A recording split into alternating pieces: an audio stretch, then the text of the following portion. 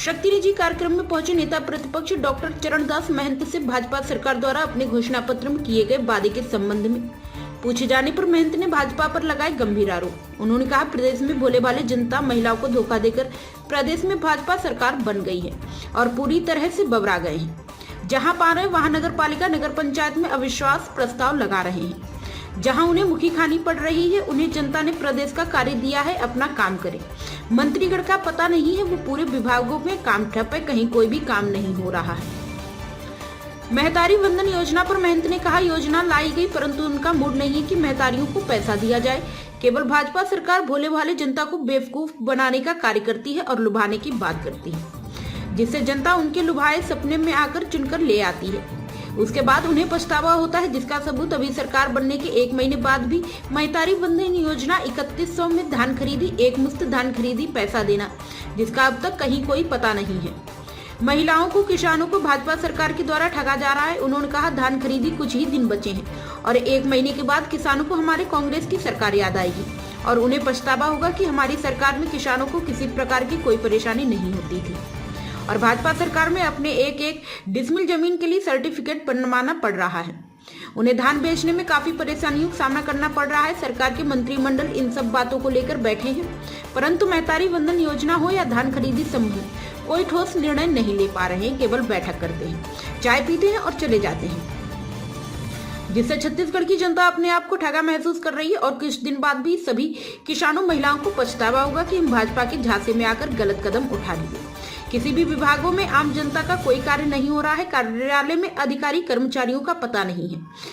पूरी तरह प्रशासन बेलगाम हो गई है। किसान खरीदी केंद्रों में ठगे जा रहे हैं।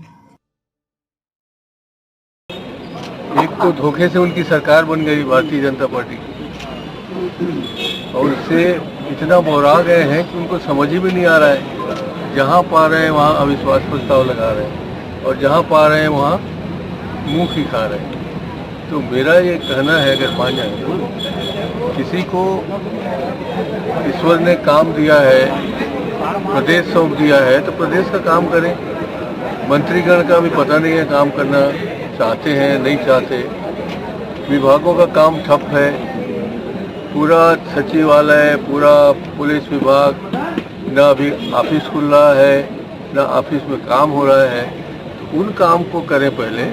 ये जगह जगह नगर पंचायत, नगर पालिकाओं में जाकर उनको परेशान करने की जरूरत नहीं है। मेरा सुझाव मान ले तो बहुत अच्छी बात है। मातृवंदन योजना की इन्होंने लाए थे महिलाओं को लुभाने के लिए, परंतु इनका वादे नहीं दिख रहे पूरा कर। देखिए, उनका मूड है ही नहीं।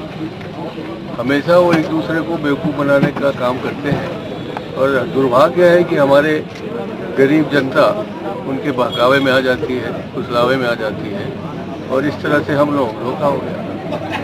किसानों को 3100 रुपये धान देने की बात कही, परंतु अभी तक उनको किसानों को 2600 रुपये देने जा रहे हैं। चलिए देखते हैं और कुछ दिन देख लेते हैं। अभी तो उनका मंत्रिमंडल का बैठक होता है, चाय पीते हैं, खत्म हो जाती है।